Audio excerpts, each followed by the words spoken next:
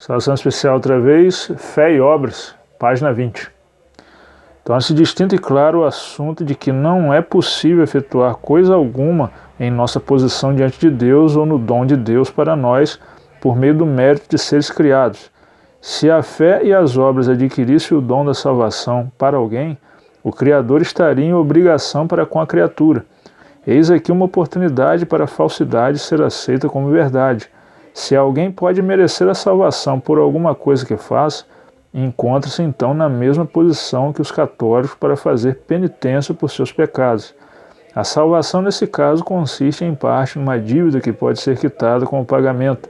Se o homem não pode, por qualquer de suas boas obras, merecer a salvação, então ela tem de ser inteiramente pela graça, recebida pelo homem como pecador, porque ele aceita Jesus e crê nele.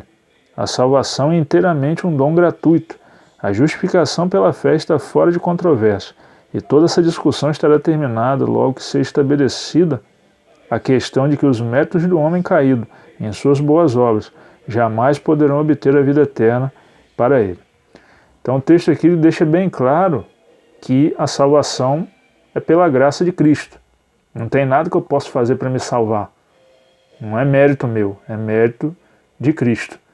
Mas existe uma forma, eu posso anular essa graça, sabe?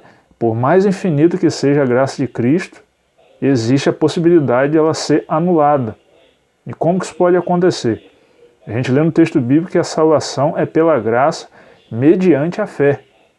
Logo, se eu não tenho fé, a graça não pode agir na minha vida. O texto bíblico diz também que a fé vem pelo ouvir, e ouvir a palavra de Deus. Então, se eu não ouço a palavra, se eu não estudo Bíblia, se eu não procuro formas de aprender, crescer no conhecimento da palavra de Deus, a fé não vai ser desenvolvida, a fé não cresce. Se a fé não cresce, a salvação é pela graça, mediante a fé, então a graça está anulada. Sabe? O maligno ele já percebeu isso há muito tempo. Por isso ele trabalha bastante na questão das distrações, para que a gente fique envolvido com outras coisas, não estude a palavra de Deus, não tenha vida de oração, não tenha vida de testemunho. Sendo assim, a fé não cresce, não desenvolve, a graça está anulada. Não tem como ela agir na minha vida porque eu não creio. Apesar de muitas vezes declarar isso, né, falando, declarar amor a Cristo e acreditar no sacrifício que Ele fez, enfim, a minha vida não demonstra isso. Eu não tenho interesse na palavra, em oração ou qualquer coisa que venha a me aproximar de Cristo. Então a fé fica, ela fica sem ação.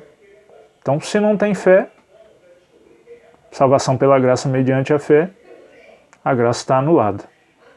Sabe? Então é algo muito importante para a gente pensar, porque é natural no ser humano achar que ele pode fazer alguma coisa para vencer pecado, para vencer falha de caráter, para abandonar algum mau hábito. Não é possível, eu preciso ir a Cristo para poder pedir ajuda.